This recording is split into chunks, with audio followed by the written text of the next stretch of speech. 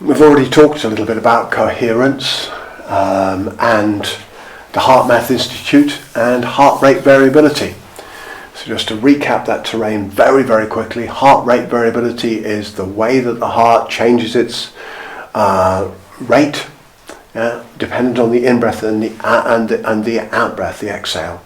So we really want at the maximal heart rate variability. It can vary a lot. It can flex and change moment by moment depending on the breath and emotions and the demands of life.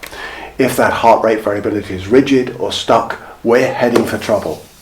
Now, the coherent breathing is really simple, and the most important thing for coherence breath is the rhythm of the breath. There are many different variables, many different parameters that you can explore with breathing: rate, speed, depth, and so on. But for coherent breathing, the most important thing that they've found in their research is rhythm. So enabling people to find a steady rhythm of breath. Yeah, so again, something like a 4 count on the inhale and probably a 4 or 5 count on the exhale. But getting that steady rhythm. And when people breathe in that steady rhythm for extended periods of time, 5 minutes, 10 minutes, and then do that on a regular basis, then the heart rate variability begins to change. It begins to increase. Great.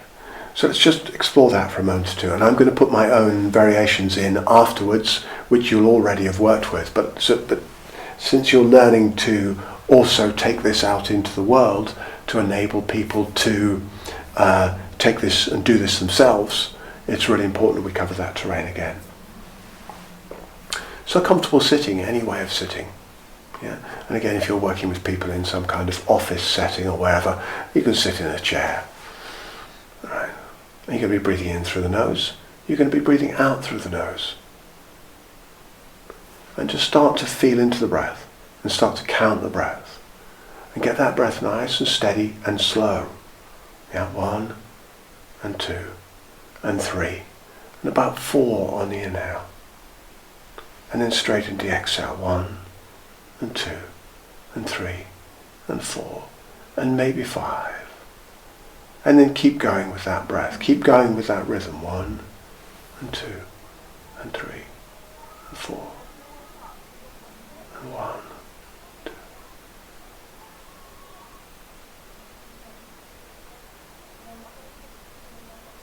And keep going.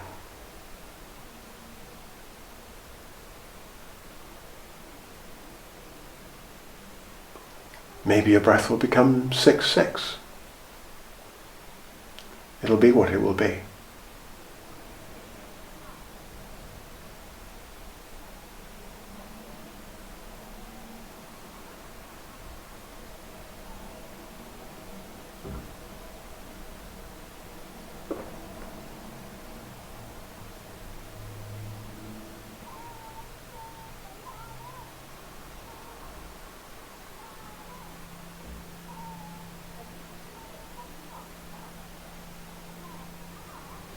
And when you keep going like this for about 5 minutes or more, you're starting to cultivate a coherent heart rate variability. Now I'm going to add in something on that. I want you to add in the elements that we do in the Embody Evolution method. So we're going to be spreading the nostrils as you breathe in. Again, Heart Math Institute don't teach people this. So we're going to be spreading the nostrils slightly, getting these muscles here open and lifting the breath up through the upper passageways of the nose.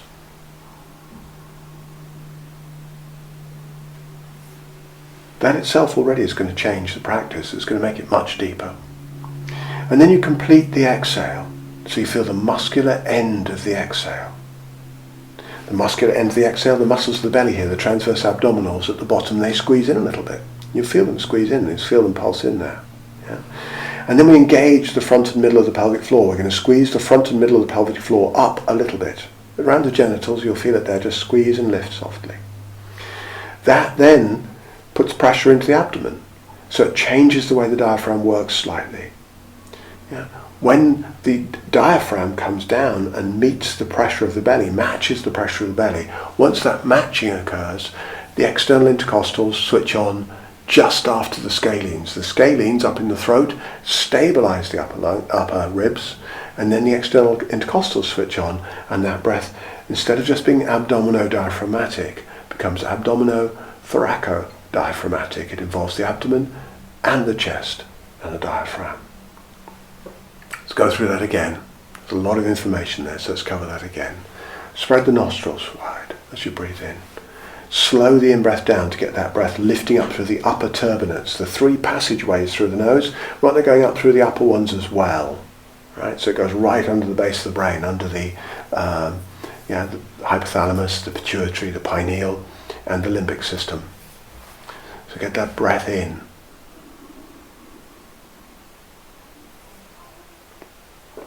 At the end of the exhale, feel those transverse abdominals. You finish the exhale. Squeeze in the pelvic floor very slightly at the front and the middle, and initiate the in-breath from there. Like I said, that puts pressure into the abdomen slightly. It increases the pressure here, changes the way the diaphragm works slightly, switch on the scalenes, the external intercostals, so it can feel into this circumference of the body and getting the front, side, and the back of the body open with the breath. So the inhale is very much front, side, back, front, side, back, front, side, back, front, side, back. And you've already done the 7 waves breath in the previous courses, so you know this practice. So come in and start to teach people to expand the breath, to get that nice, steady, full expansion with that soft contraction in the front and middle of the pelvic floor. It doesn't have to be overdone. On the inhale, release it on the exhale. And that's going to give you a much, much deeper breath and a much deeper sense of coherence, because not only are you working with the head and the heart in coherence, but by pulling in gently the muscles of the pelvic floor, you're going to work with engaging the belly as well. And we've had a look at the enteric nervous system in here, the ancient gut brain, and how that gives us the primary tones to the rest of our emotion of craving, moving towards things, aversion, pulling away from things, and indifference. And those 3 tones then inform all the rest of our emotional world. So when we get coherence with the pelvic floor, the belly, the heart, and the head, all joined together with one breath, continuously over time, we're cultivating a high level of well-being in the system. So let me talk you through that. Tall sitting. Close your eyes if that feels the right thing to do. It's often a very good thing to do in terms of reducing visual information. Cultivate that inhale, spreading the nostrils really wide as you breathe in. Lifting the breath up through the upper passageways, the upper turbinates of the nasal passages. A full, slow, steady inhale and straight into the exhale. At the end of the exhale, squeeze in the muscles at the base of the belly, the transverse abdominals, little belt of muscles there. And immediately initiate the drawing up of the front and middle of the pelvic floor at the beginning of the inhale. And breathe in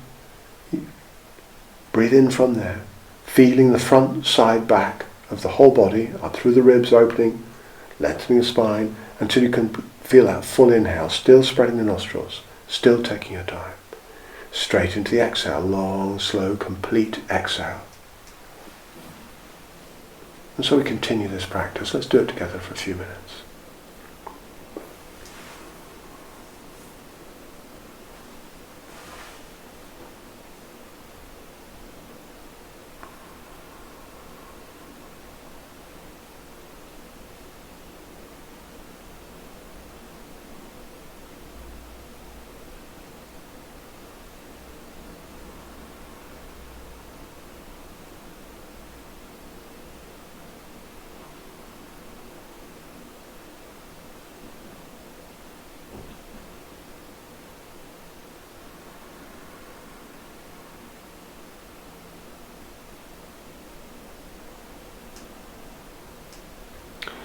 Now I notice with the breath how long the breath can become.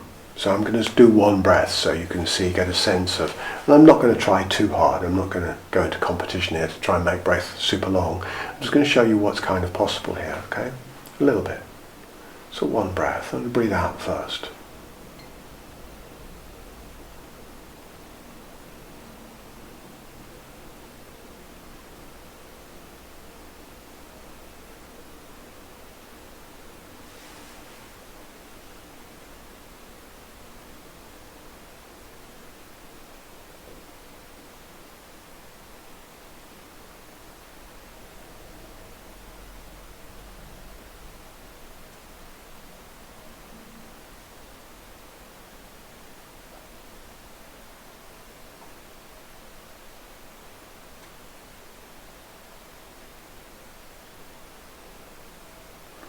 And that's one breath.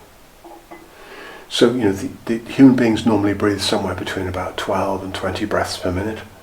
And you can bring your breath down easily to 2 breaths a minute, creating that super-coherence of the belly, the heart and the head. And that is going to create massive well-being in your system. So this is super-coherence.